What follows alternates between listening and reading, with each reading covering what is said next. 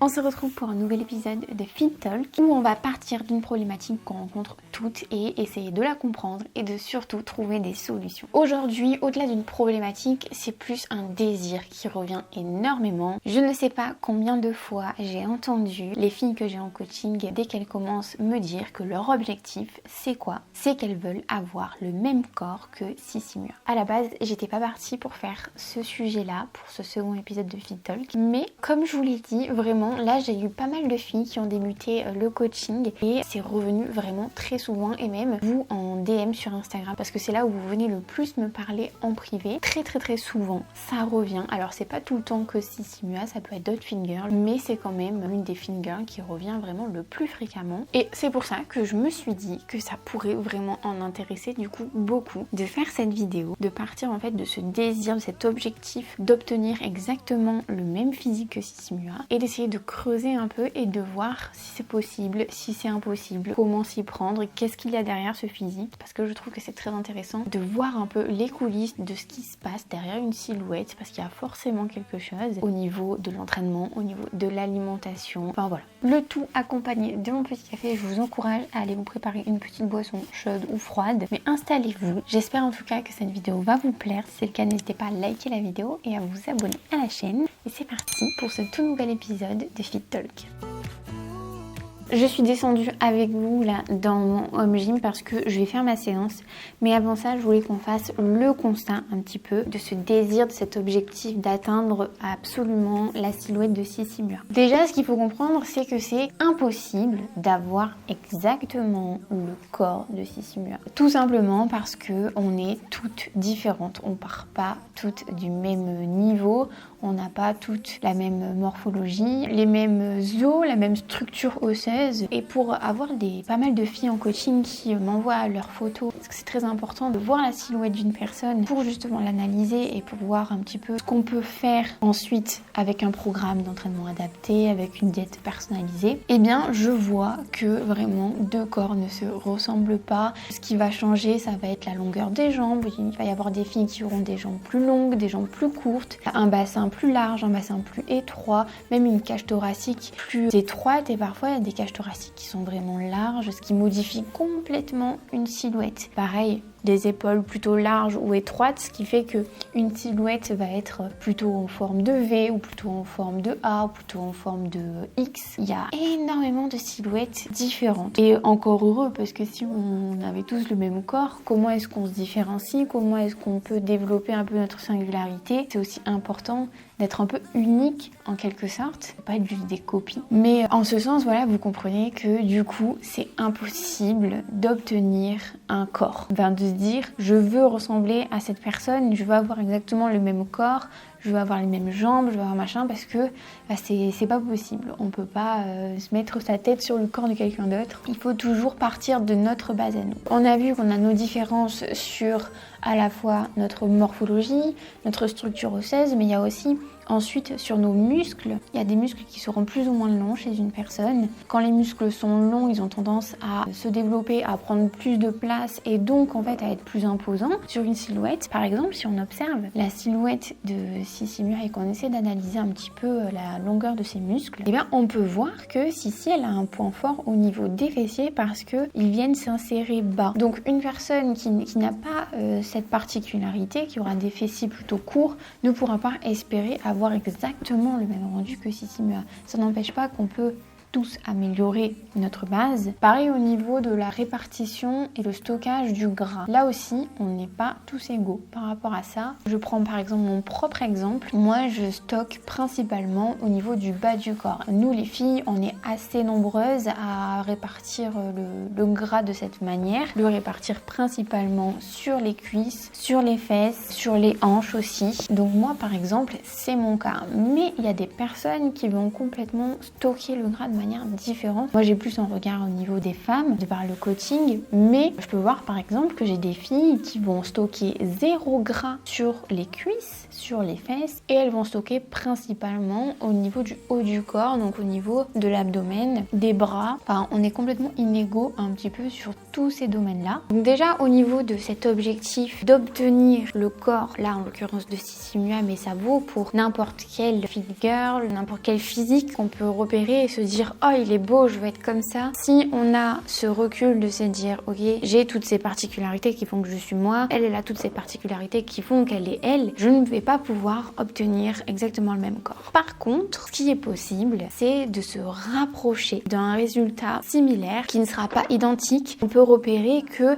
le physique de Sissi Mua, si on devait le déterminer, c'est un physique qui est relativement sec, elle a un taux de gras assez bas, on voit qu'elle n'a pas énormément de gras qui est stocké sur sa silhouette. On voit également qu'elle a des muscles qui sont quand même bien définis, on voit ses abdos, elle a des fesses qui sont bien développées, pareil pour les cuisses, qui sont quand même musclées, elle a un corps de manière globale qui est très tonique. Donc une fois qu'on a déterminé ces 2 facteurs, là ça rend l'objectif beaucoup plus réaliste et on peut à ce moment-là mettre en place ce qu'il faut pour y arriver. Pourquoi j'insiste autant? Parce que moi-même, quand j'ai commencé vraiment à m'intéresser à la musculation, Sissi Mua elle faisait déjà des vidéos. Déjà je trouvais qu'elle avait vraiment un physique que je considérais comme un peu body goal et j'ai eu moi-même cet objectif d'avoir exactement le même corps et du coup cette frustration de ne pas y arriver malgré les efforts. Donc c'est pour ça que je pense que c'est important de bien faire la distinction. Et deuxièmement, il y a quelque chose aussi que je n'avais pas conscience et que souvent les personnes qui ont cet objectif de lui ressembler n'ont pas conscience, c'est tout ce qu'il y a derrière. Souvent on sous-estime un peu le travail qu'il y a derrière sa silhouette et on pense que c'est accessible à tout le monde. La vérité c'est que ça va demander des efforts, du temps, de l'investissement, de la rigueur, de la motivation, de la discipline et ça on le sous-estime énormément. En tout cas les filles qui ont cet objectif là, très souvent elles pensent pouvoir par exemple obtenir la silhouette de Sissi Mua en faisant 10-15 minutes de HIIT 3 fois par semaine. Bah ça malheureusement c'est complètement sous-estimer tout le travail qu'elle a fait elle pour obtenir sa silhouette. Ça c'est le constat. Maintenant je vais faire ma séance. Aujourd'hui moi je fais une séance bas du corps avec soulevé de terre, du glute bridge. Enfin voilà, je vais vous montrer quelques petites images de toute façon. Comme ça vous voyez ma séance du moment. Et ensuite je vous emmènerai avec moi parce qu'il faut que j'aille récupérer un colis chez un fleuriste. C'est un colis de protéines végétales, donc rien à voir, mais je sais pas pourquoi il s'est perdu là-bas. Mais ça ouvre d'ici 30 minutes. Donc moi je vais faire ma séance, ça va durer je pense une bonne heure, voire un peu plus. On ira là-bas et juste après on essaiera de vraiment analyser ce qu'il y a derrière justement le physique de Sissi Mua au niveau de l'entraînement, au niveau de la diète. Donc on verra ça juste après, mais déjà séquence.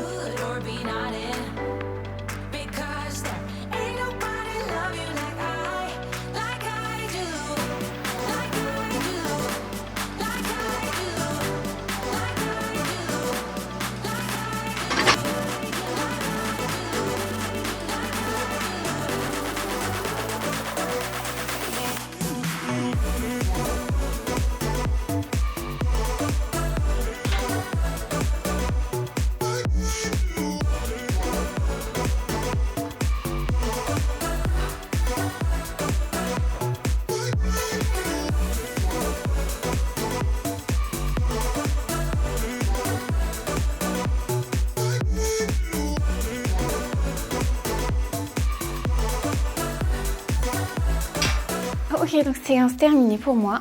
Je vais aller vite fait m'habiller un petit peu plus parce que dehors j'ai l'impression qu'il y a beaucoup de vent et qu'il fait pas si chaud. On va chercher le colis chez le fleuriste ensemble. C'est parti. Qu'est-ce que tu fais là ma chépie?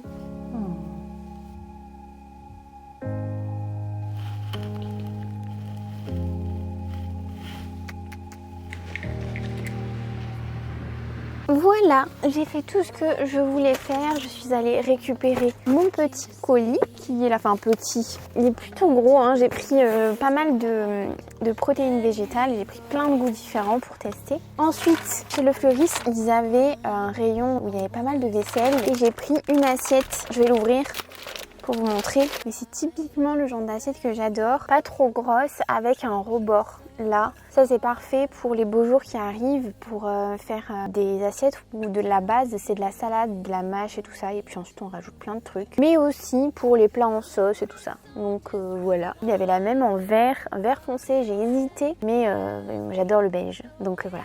Et après, je me suis arrêtée à Casino pour me reprendre quelques petits trucs, notamment du peanut butter, j'en avais plus, et des pépites de chocolat noir. Et dernier truc, c'est que j'ai trouvé des mini tortillas sans gluten. Et pour une fois, le sans gluten, la compo, elle n'est pas 100% maïs. Là, il y a en premier de l'amidon de tapioca, de la farine de quinoa aussi. Et voilà. Dans cette deuxième partie, je voulais vous faire un peu l'analyse du coach pour essayer de voir ce qu'il y a derrière sa silhouette. Comment est-ce qu'elle a réussi à la construire et comment elle fait pour l'entretenir. Je trouve que c'est bien d'en parler parce qu'on n'en parle pas souvent, surtout. On a l'impression qu'il faut faire très peu d'efforts, c'est pas dur et ensuite on obtient des résultats incroyables, une transformation du tout au tout.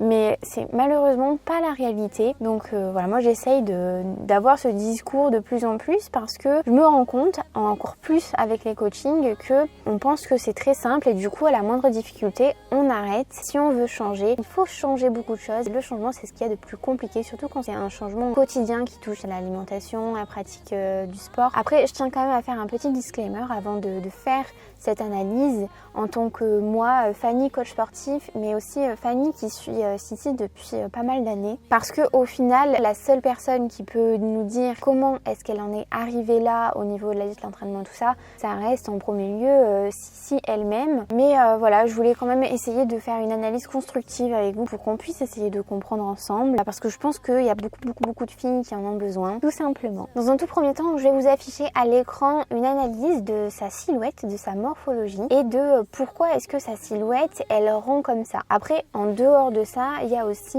toute la masse musculaire qu'elle a construite et la répartition de son gras qui est vraiment peu présent au niveau de sa silhouette. Si elle en est arrivée là, à cette silhouette là que vous voyez, c'est principalement grâce à la musculation. Donc la musculation, c'est bien des exercices avec charge. Elle en a fait pendant des années, ça fait des années que je la suis et à la base, même quand elle faisait bikini avec Sissi, elle faisait ses programmes cardio, hit, abdos et tout ça, mais en parallèle elle faisait des vidéos où elle montrait comment elle s'entraînait et c'était clairement de la musculation avec des charges, du squat, du soulevé de terre, du soulevé de terre roumain et même encore aujourd'hui. La dernière fois je suis tombée sur du squat avec une barre qui était chargée il me semble à 50 ou 60 kg. C'est quand même une belle performance, mais clairement si elle a réussi à construire la masse musculaire qu'elle a aujourd'hui et si elle a réussi à l'entretenir, c'est en faisant des exercices avec charge. Et ça va un peu à contre-courant de cette image de Sissi elle fait que des hits.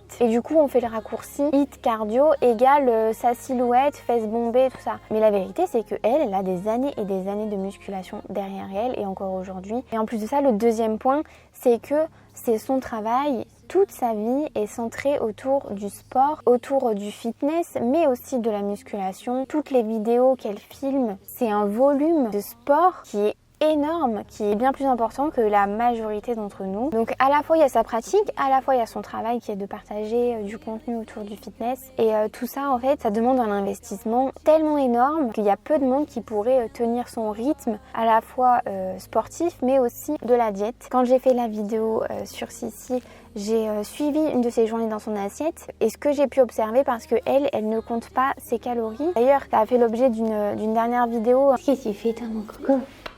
Je vous reprends là parce que j'ai eu la batterie qui s'est coupée. Donc entre temps je suis rentrée à la maison. J'étais en train de vous dire, c'était qu'au niveau de ce qu'elle mange, elle dit qu'elle ne calcule pas, qu'elle ne quantifie pas. Tous les jours elle calcule pas les macros, tout ça. Mais elle a une base, c'est-à-dire que ça se voit qu'elle a des connaissances, que naturellement en fait elle équilibre bien ses macronutriments sur la journée. Les recettes elles sont construites, elles sont réfléchies pour être protéinées et tout ça. Et je l'avais vraiment remarqué quand j'avais testé de manger une journée comme elle. À la fois les apports étaient largement suffisants et d'ailleurs ils sont bien plus élevés que les apports de la majorité des personnes. On se sous-alimente pensant qu'il faut manger manger toujours moins pour perdre du poids, pour avoir une meilleure silhouette et tout ça. Donc ils réduisent leur rapport, puis ensuite ils font des craquages, etc. Elle fonctionne pas du tout comme ça, elle le tourne autour de ce que j'avais calculé, je crois 2000 calories. Et d'ailleurs c'est ce qu'elle dit dans la vidéo qu'elle a postée sur Instagram récemment. Après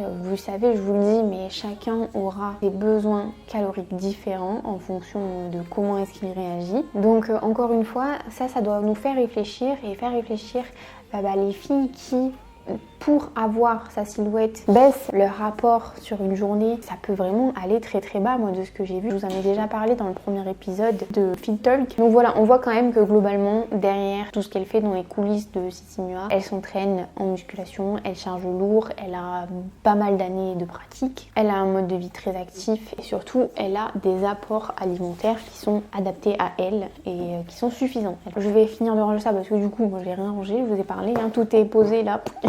Je range ça et puis ensuite je vais me faire un petit goûter express parce qu'il est tard là, j'ai un peu traîné. On va aborder la troisième et dernière partie qui est ok, qu'est-ce qu'il faut mettre en place maintenant pour obtenir un résultat similaire à celui de Sissi.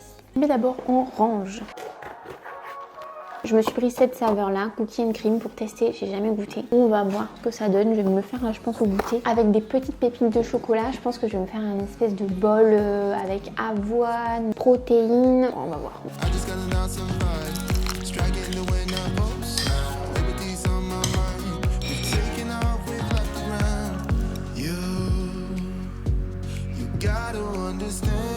Voilà mon goûter qui m'a pris franchement 5 minutes à être préparé. En ce moment j'adore faire des bols comme ça. Je lâche plus ce bol là que je vous avais partagé d'ailleurs dans quoi hein, dans la dernière vidéo que j'ai sortie où je mange et m'entraîne comme Chrissy c'est là et je fais un tour dans un petit casino je crois. J'adore me faire des bols qui demandent pas forcément beaucoup de préparation. Il y a pas mal de fruits. Ces fraises là je les ai achetées dans un magasin qui relaie pas mal de petits producteurs dans le coin. Elles sont trop bonnes. Donc maintenant on va goûter tout de suite. Franchement ça passe bien. J'ai quand même une petite préférence à chaque fois pour la protéine végétale vanille. Je trouve que c'est vraiment celle qui est la meilleure. Celle-ci je suis un peu moins fan, je pense qu'elle va vite me lasser. Le vanille est trop bonne. Donc maintenant, si vous voulez avoir un physique similaire avec un résultat qui se rapproche de celui de Sissi Mua, qu'est-ce qu'il faut vraiment prioriser? Qu'est-ce qu'il faut mettre en place? Premièrement, il va falloir, comme vous l'avez compris, s'entraîner, axer son entraînement sur la musculation avec charge. Ça n'empêche pas de faire des hits à côté, ça n'empêche pas de faire du cardio à côté. Mais on peut pas en tout cas faire l'impasse là-dessus si l'objectif est vraiment de construire du muscle. C'est vraiment la musculation qui sera le plus efficace pour ça. Donc ça c'est une première chose. Ensuite il faut aussi avoir à l'esprit que si par exemple vous débutez complètement, vous commencez la musculation, eh bien vous pouvez pas obtenir un résultat similaire à celui de Sissi Mua plus rapidement qu'elle ne l'a obtenu elle avec des années de pratique. Ça n'empêche pas que en commençant, et surtout moi je le vois avec les filles, les premiers mois c'est là où la transformation elle est la plus rapide entre guillemets. Plus on avance et plus on va faire face à de la stagnation, il faudra optimiser l'entraînement pour relancer etc. Par contre il ne faut pas s'attendre au bout de 3 mois par exemple de musculation, il ne faut pas s'attendre à avoir un résultat similaire à celui de Sissi Mua parce qu'on peut pas prendre de raccourcis en fait. On peut pas faire en 3 mois ce qu'elle a fait en plusieurs années. Ça aussi il va falloir l'avoir à l'esprit.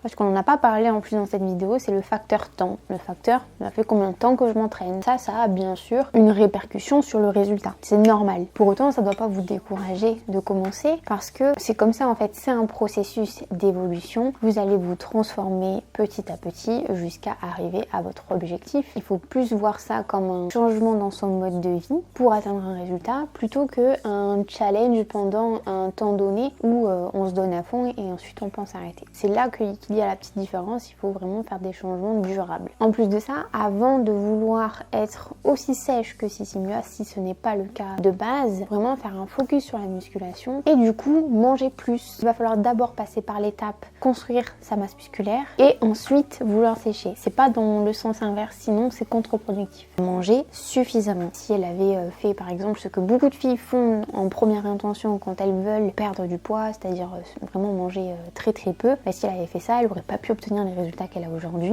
et d'ailleurs elle ne pourrait pas les maintenir aussi. Sans ça vraiment on se met des bâtons dans les roues, on perd son temps, on n'a pas les résultats et en plus on tombe dans une spirale qui fait du bien à personne. Donc voilà, ça c'est important. J'espère vraiment que cette vidéo vous a aidé si vous étiez concerné, que ça a pu aussi vous permettre de mieux redéfinir vos objectifs, d'avoir des objectifs réalistes et ensuite de mettre des actions en place pour y parvenir, parce que c'est tout ce que je vous souhaite vraiment. N'hésitez pas à me dire si ça vous a aidé, si ça vous a plu en commentaire. Dites-moi aussi si vous avez des idées de thèmes, de sujets à aborder dans un prochain Fit Talk. Ce sera avec plaisir que je pourrai l'aborder dans un prochain épisode. Je vais finir de manger mon petit bol parce qu'il est tard et je vous retrouve la semaine prochaine pour une toute nouvelle vidéo. Salut!